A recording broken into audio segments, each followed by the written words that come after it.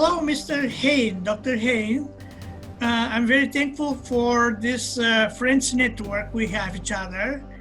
Our common friend, Kat, she make that connection with you, and I'm very thankful for that. And I'm also very thankful to talk with you and for your time to spend with us with the Full Disclosure Bulgaria. We have people in Bulgaria who is researching the UFO phenomena and any other paranormal activities in Bulgaria. And now I'm in the United States and I'm blessed with to have more connections to talk with more people from all over the world. We have, me and also the people from Bulgaria or the people I knew, they have interest about remote viewing. So I know that you studied this for many years and practicing that, and also you have online lessons and I believe live lessons, but because of COVID, people from people from Bulgaria, they're not able to come to US to learn, but probably eventually they can do online by your lessons. So first, can you tell us with simple words what means remote viewing and what we can do when we need to develop that ability, or maybe we already have it? Yeah, that's very interesting questions. Well, thanks, Ivan, for having me here today. Did I pronounce your name correctly? Ivan Ivan? You can say Ivan or Ivan, doesn't matter. Okay, great. Thanks. Thank you for having me today. I appreciate the opportunity to spend some time with you and your group. Just to say about what you just said, the classes, we're not doing the live RV classes at the moment, but we're doing them online. And I'll give information at the end of the talk here how people can find the link for the next online class. So RV, remote viewing, the idea of perceiving distant information, non-local information accurately that does not come through your physical senses. We're all familiar with our physical senses, sight, sound, and smell, and many other senses that science probably has yet to discover. What RV is, it's the ability to accurately describe information from something that's completely hidden from your physical senses and describe it accurately. And I do believe it's something that's built into all of us. It has survival value. There would be a reason why nature would want us to have a type of precognition to see beyond just the limits of our eyes and ears and nose and so forth. And this information, many people experience it, Ivan, as a type of spontaneous knowledge where they suddenly feel like they know something about a topic in their lives, a person, without knowing how they know it. And they take some sort of action. They'll pick up the phone and call a relative. They'll take a different route to work in the car. They'll just get the feeling they're being watched, and they'll turn around and there is someone or an animal looking at them. We've all had that experience, but we can't explain it. Yeah. That is part of what RV is. It's not a separate topic. It has to do with the idea of precognition and the word omniscience, just knowing more than just physically available to you. And I believe we all have this ability, and spontaneously, sometimes we all experience it. RV, remote viewing, what I call resonant viewing, is a type of training to learn to get better at that. We all have it spontaneously, but can we develop it so that we could pick something we wanted to know about, or someone else could pick it for us, and we could also get that type of accurate, spontaneous information, even though we don't quite know how we got that information. We can see by looking later on that it was accurate. So it's a type of training for that precognitive sense that we all already have. Sometimes it's called ESP. Another name would be like telepathy, where we share some information between our minds. Something like that. There's many other names, but it's all sort of from my point of view, the same type of process. It could be called psychic, but these are all, and a type of paranormal phenomena, but these are all labels. They don't tell us what is actually going on. I think that the evidence shows from about 100 years of research all around the world that this ability exists. Up to the present time, experiments are still being done. It shows that this information exists. It's a very weak signal sometimes, not always strong, but it's there. I think the evidence shows that it's there. So that is not for chosen people, that for everybody can do that. Yeah, everybody can do it, but some people are very good at it. Obviously, we've all heard of natural psychics or people that in my country, in the United States, that learned remote viewing when the US government was training people to do it. We also know that in the Soviet Union, there was a program to train psychics, and there were some very famous Russian psychics that worked for their government. So people have done this all over the world, also in China. So this is something that has been developed in the past couple decades. It did come out of the Cold War from the 1960s onward, but it's in the public realm now. And we all heard about it. And the idea is, yes, everybody can do it. There are some people, just almost like a musical skill, that are virtuosos. They're extraordinarily accurate, perhaps beyond myself or you. But of course, I don't know your ability. But if your ability is kind of like mine, it's average, you can actually get some information. Maybe not like Ingo Swann or Pat Price or others that we've heard about, Joe McMonagle and other viewers, that when they would do it, sometimes it could be very detailed and very accurate, describing a geographical location. I mean, almost so accurate, you wonder, how could they do it? But everybody has a degree to some extent or another. So in the end of that interview, you're going to give us some links maybe for this online trainings. Yeah. But before that, I know that you did some research about the crop circles. Yeah. So you've been in England physically? Yeah, one of the targets I did when I learned remote viewing back in 1996, the instructor gave us a picture of a crop circle as a target. Now, these targets are hidden in a manila folder. You're not shown ahead of time what you're looking at. Okay. It can be blind or double blind so that nobody knows the target. In this case, the monitor knew it, but it's put in a folder, put 20 feet away from you. You're asked to describe the contents of the folder. You will be shown the contents at the end of your session, but before then you have to get it from your subtle senses. And one of those targets was a crop circle, and I got interested in what are crop circles, and I just got curious from doing my RV session. And so I decided to go there in 1997 for the first time on a tour of crop circles. And that's when I was introduced to the topic, and I did see that there were, unexplained phenomena in and around crop circles, electromagnetic phenomena, balls of light, strange effects on our cameras and batteries. But they have figures. Yeah, the beautiful shapes in the wheat that sometimes can be very complex. And something about those shapes was affecting our batteries and cameras. I've seen it almost every year that I've been to the UK, where most of the crop circles have appeared. People's cameras stop working, they get blurry. Their watches stop working, their laptops, computers stop working, even very expensive cameras. One of the film crews from the National Geographic told me that their camera stopped working. A very expensive professional video camera, completely stopped working. They had to reboot from zero. So I've seen this myself, and I've heard the tale. So there's something about the shapes that generate energy, change the way energy is used in that space when you approach it with your devices. And it's a very interesting phenomena for that reason for me. Do you think that maybe that figures is kind of messages to us? I'm not sure about messages. It could be a type of communication.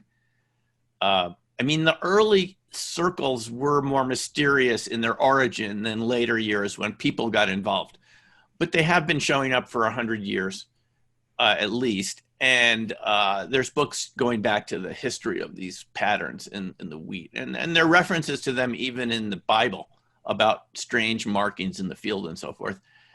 I don't know exactly if they're a message. They could be, because sometimes they're very geometrically shaped, and they have been associated with UFOs. I have interviewed witnesses who saw UFOs, well, you know, flying discs here in the US, leave behind very flattened areas of vegetation. And there's other researchers who've seen these patterns near where UFOs have been.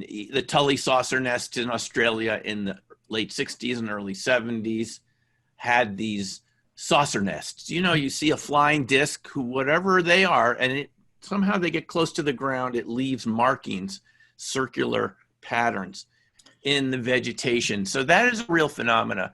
Whether it's always deliberate, I mean, truthfully, in more recent years, people did start making them in the 80s and 90s in the UK, and they made them very well. They got better at it. Right. They got better at it. But even their formations, even when we didn't know who was doing it, their formations would affect our cameras and batteries.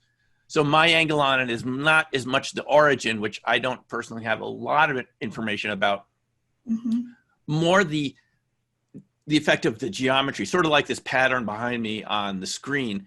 There's something about a very precise geometric pattern that has electromagnetic, perhaps even quantum effects on energy in that space.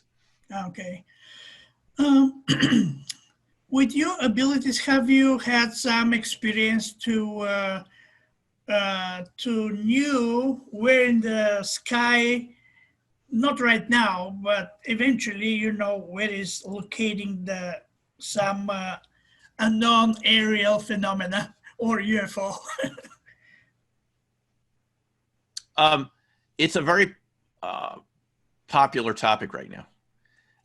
There's been a release of information from the US government to the United States about objects that have been seen by the Navy pilots. And I mean, yeah, I know that, but I mean, with your mind, with your ability, are you able to know where, not right now, but like, for example, which area of the sky right now there's a UFO? I have never, that's an interesting idea. I haven't done that exactly, but I have done something similar with Dr. Stephen Greer of the CSETI program. Wow. And he called it, just because you're mentioning it, RV squared. Not just remote viewing, but remote vectoring. Vectoring meaning bringing something into your area, like you vector in an object. Yes. And he called it RV squared. And I did this with him at a UFO conference in Laramie, Wyoming once. Okay. We 80 people, and we did a meditation where we intended to communicate with some extraterrestrial craft. And in our mind, just to imagine that we could contact the pilots of those craft and bring them over our area at a certain time later in the day. We all went out to the field later that day, and an object showed up that was very hard to describe for me. Blue changed to very bright, beam of light came down from it, no sound. It was like a classic UFO. And so that's an example where we used a protocol to intend it to come down, not just to predict, but to create a connection where there's a transfer of information with some other species, perhaps. And in that case, something did happen. Something happened. Yeah, I mean, there's many people doing this CE5. Rama Group first, I believe, from South America, from Peru. I knew personally Sixto Paz, Ricardo Gonzalez. And then Dr. Stephen Greer developed something similar, like that protocols from South America.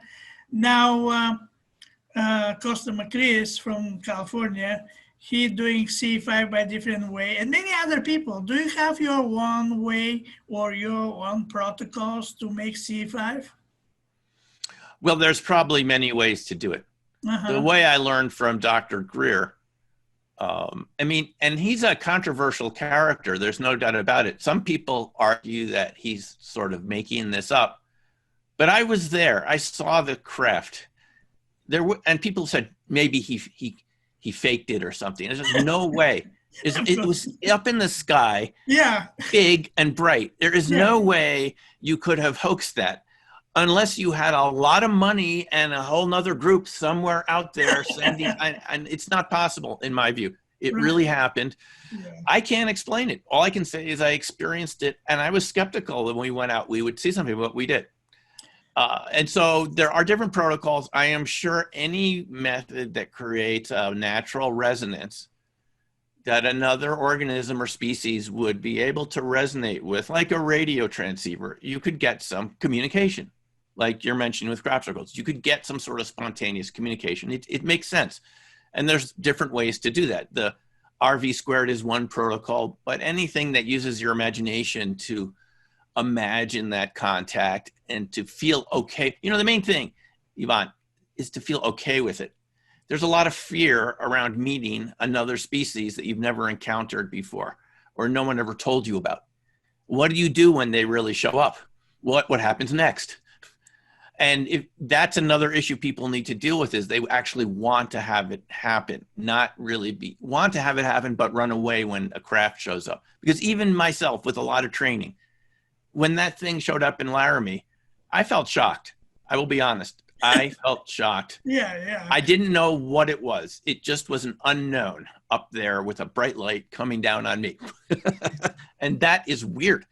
If you've never had it happen, everyone says they want this to happen, but when it happens to you, you don't know how you're going to react.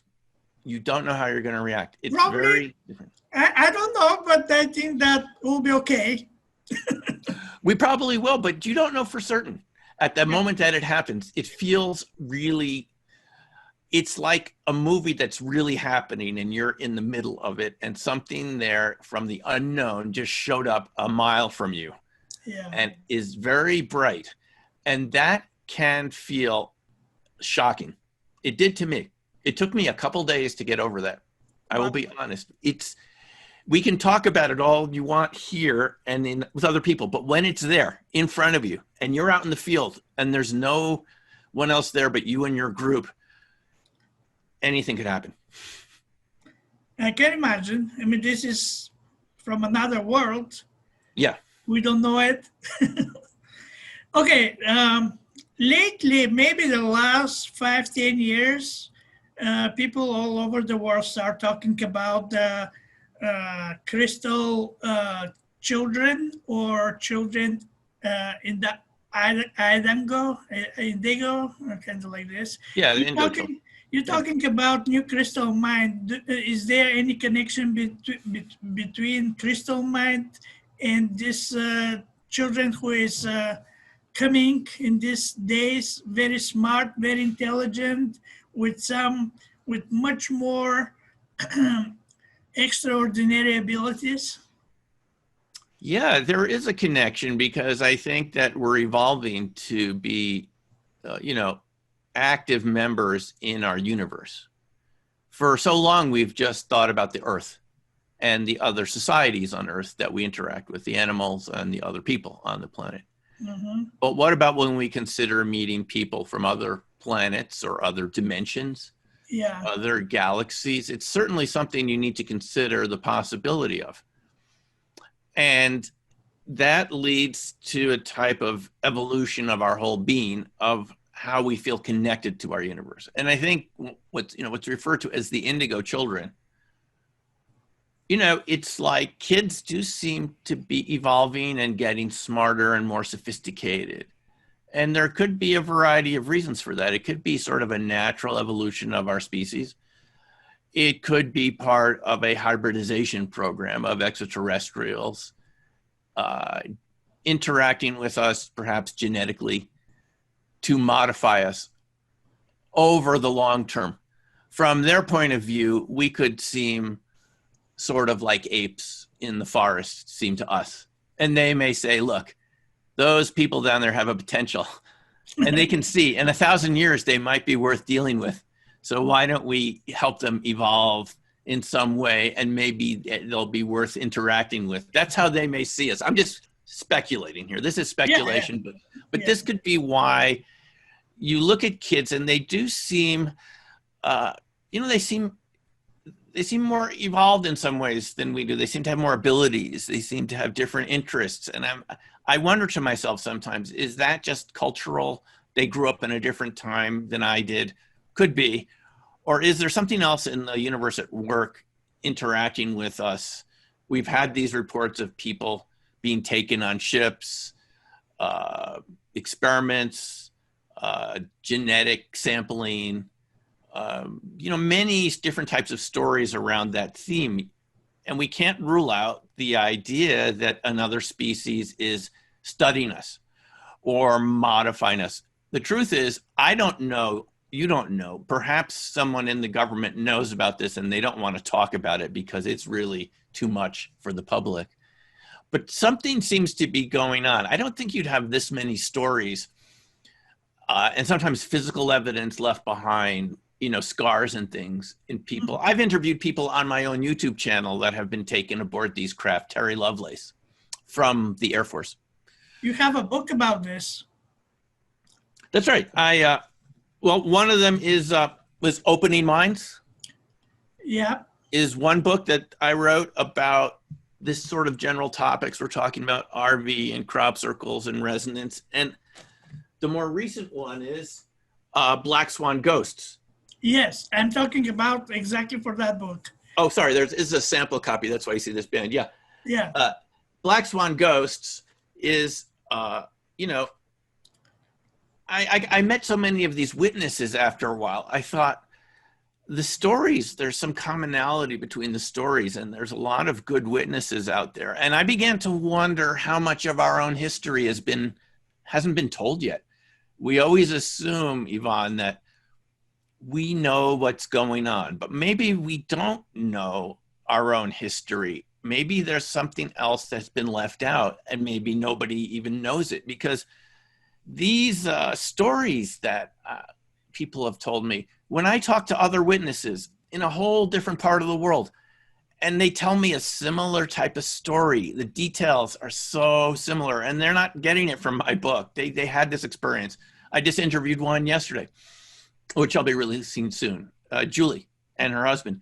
And what she described, seeing as a kid, about this craft coming over her town and the beings waving from her, that was very common in the 1970s. Why?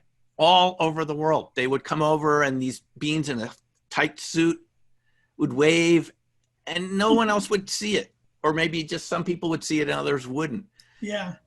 Sometimes it made the news the next day. Well, who is in those low-flying ships waving from hovering craft? It doesn't make logical sense, but that's the data. And our job, in my view, Yvonne, is not to just reinforce the consensus reality that we're told by society. It's to listen to our friends and our colleagues and our people we talk to and take them seriously and say, what is going on? If I didn't learn about this in school, why am I hearing about, in Black Swan Ghosts, I got to interview so many people over the years who never told their story to anybody else. Yeah. Really good, credible people, down to earth people who you would never doubt for a second if they told you anything else. Mm-hmm. And you wonder, what did they experience driving on the road and the car stalls, and they lose time walking along the hills at night and seeing something land nearby and someone get out. And what is this? I'm dreaming for this for many years because I travel all over the United States, even nighttime. Never UFO show up in my road. Okay. But that doesn't mean that they don't exist. It does show up to some people. And it doesn't show up sometimes to everybody, or sometimes people forget about it. Yeah. But it's like a hidden history, I call it, Yvonne, a hidden history, a secret history. Yeah. Other UFO researchers have picked up on this theme. I think one researcher, what did he call it? The Secret School. Who wrote that book? I can't remember at the moment. Was it Jacques Vallée or, there's some interaction going on here. even in people in the government have experienced it. They don't want to talk about it. I'll tell you one thing I've learned, Yvonne. Many people, not like you, but many people are afraid to talk about their contact because they feel it'll jeopardize their job.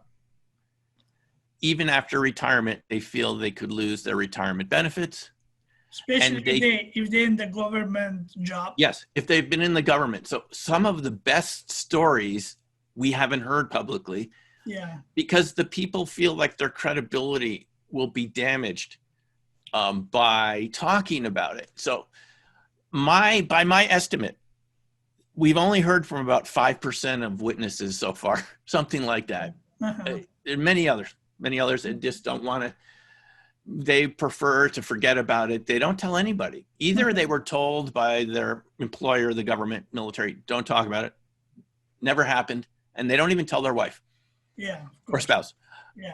Or they just felt like, that was so scary, I don't even want to think about it again. But they finally, some of these people have told me their stories, and I wonder every day what sort of universe we're living in, what sort of multiverse that these interactions happen, and it doesn't make the news for the most part.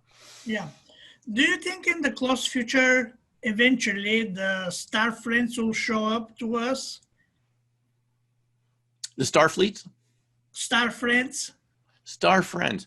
I mean, there are people from the stars. If extraterrestrials really do exist, if these are beings from other planets, I think that would eventually happen.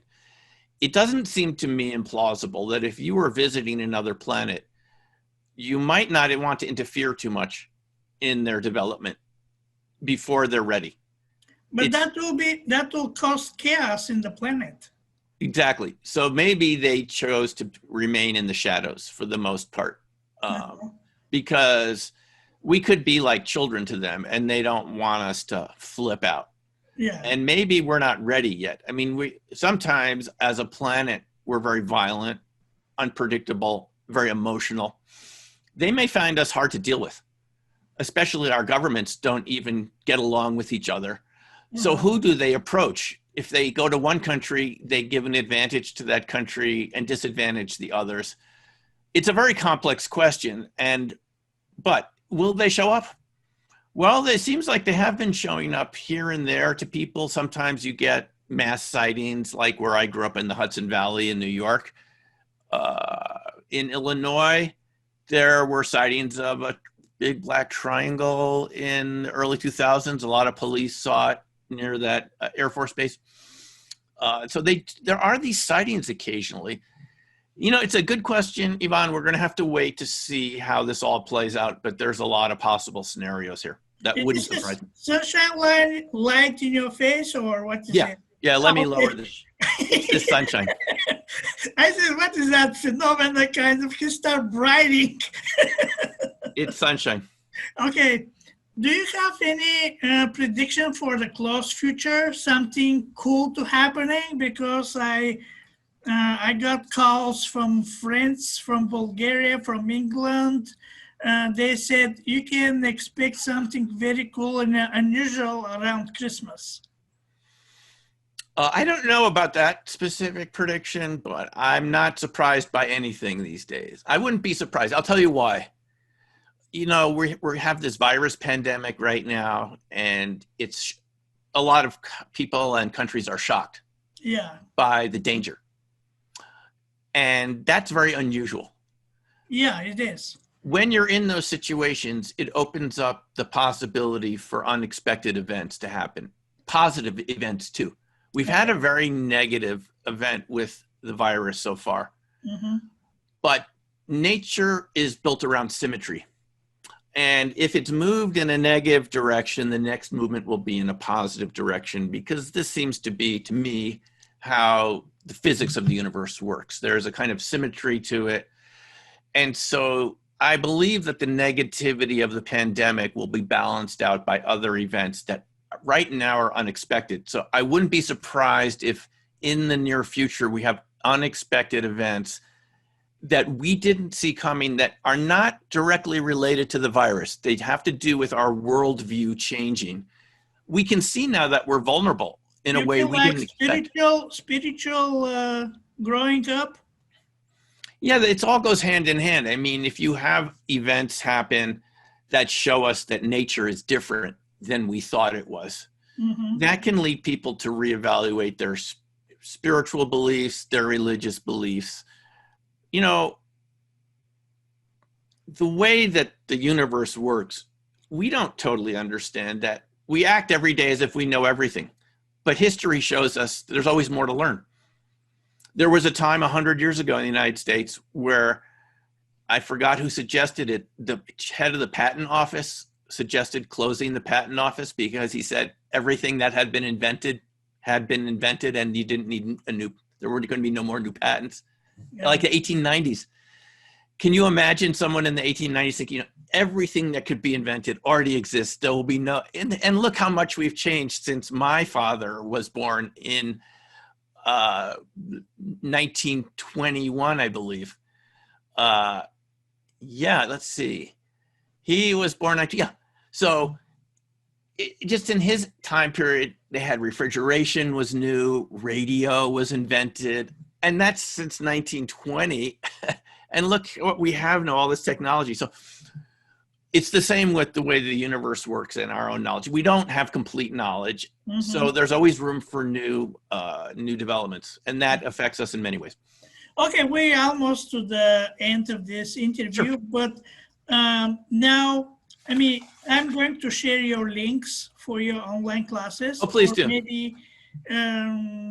Or maybe you can say something like final words. Yeah, if people, I'm going to write it down right here. Okay. If people want to learn more about my online classes or just try a free class, learnrv.org. Okay. Learnrv.org. And thank you for signing up earlier today for one of the classes. Oh yeah, I'm super excited. Because I tried 3 or 4 times. Did I pay 3 times or only 1 time? Oh, don't worry about it. I'll refund if you did it more than once. You did it 3 or 4 times. I'll refund it in the payment system. Don't worry. Okay. Yeah. But thank you for signing up. I do have free mini classes. You can just try it for yourself, no cost. You can sign up for a self-paced online class like you did, Yvonne. Or in January, I have a live weekend class coming up. That is during the day. It might be challenging for people in another country because it would go into later at night. But I have a live class coming up January 9th and 10th. And it's fun to learn RV. I've learned a lot from it. And almost everyone who's taken the class, just about 99 out of 100 people felt like, told me it really helped them to develop expand their senses. In ways that, you don't even know you have. So. Final words to the world? Well, I think we can expect a lot of interesting information to be coming forward over the next few years. It has been building up like water behind a dam, from my point of view, who's someone who's been researching this for almost 25 years. There's a lot of many witnesses to come forward, a lot of information to come forward about UFOs and many other subjects. And I think it's going to be a very interesting time for all of us. So stay tuned and keep your eyes open. Thank you very much to have you. Oh, thanks very much for having me. I appreciate it.